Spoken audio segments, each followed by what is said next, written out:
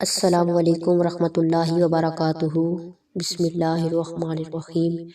پیارے ناظرین، بہت ہی پیارا واقعہ ہے، سبق آمیز۔ اگر آپ کو میری تحریر اچھی لگی ہو تو میرے چینل کو سبسکرائب لازمی کر لینا۔ اللہ پاک ہم سب کو دین کی محبت نصیب عطا فرمائے، آمین۔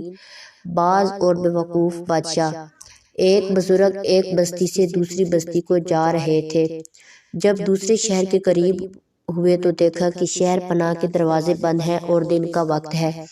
ان کو بڑا تعجب ہوا کہ دن میں شہر کا دروازہ کیوں بند ہے۔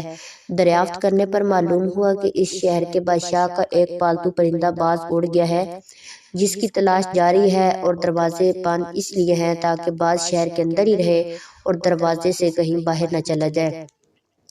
اس بزرگ نے سوچا کہ کتنا بڑا بے وقوف بادشاہ ہے کہ باز تو اوپر جو کھلی فضا ہے وہاں سے بھی جا سکتا ہے، اسے اتنی بھی عقل نہیں، اور اس نے شہر پناہ کا دروازہ بند کروا دیا ہے۔ پھر وہ بزرگ اللہ کی طرف مخاطب ہو کر کہنے لگے، اے اللہ، تو نے حکومت و سلطنت اور مال و دولت اس بے وقوف بادشاہ کو دے دی ہے جو عقل سے بالکل عاری ہے، اور مجھ جیسے عاقل کو کچھ نہیں دیا۔ تو اللہ کی طرف سے الہام ہوا کہ کیا آپ اس پر راضی ہیں کہ اس کی بے وقوفی و حماقت کے ساتھ آپ کو یہ دولت و حشمت اور حکومت و سلطنت اور جاہ و جلال سب کچھ اس بادشاہ سے چھین کر آپ کو دے دی جائے، اور آپ کی عقل مندی اور تقوی شعاری، نیکیاں اور اطاعتیں سب اس کو دے دی جائے۔ ان بزرگ کو فوراً احساس ہوا اور اللہ سے معافی مانگی اور کہنے لگے کہ یا اللہ، مجھے تقوی والی دولت زیادہ پسند ہے، اگر چاہا غریبی کے ساتھ ہی کیوں نہ ہو، اور یہ حکومت و سلطنت اس کی بے وقوفی بے ایمانی سمیت لینے سے تو ایمان و عمل کے ساتھ فکر و فاقہ ہی بہتر ہے۔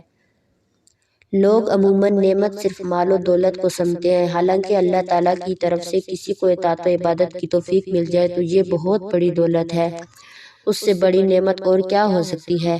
ایسے واقعات بیان کرنے کا مقصد یہ ہے کہ اپنے آپ کو بدلیں، سب کچھ پیسہ ہی نہیں ہوتا، یہ زندگی چند دن کی ہے، اس نے گزر جانا ہے، ہمیشہ کی زندگی کے لیے بھی کچھ جمع کر لو۔ اللہ پاک ہمیں نیکی کرنے کی توفیق عطا فرمائے، آمین ثم آمین۔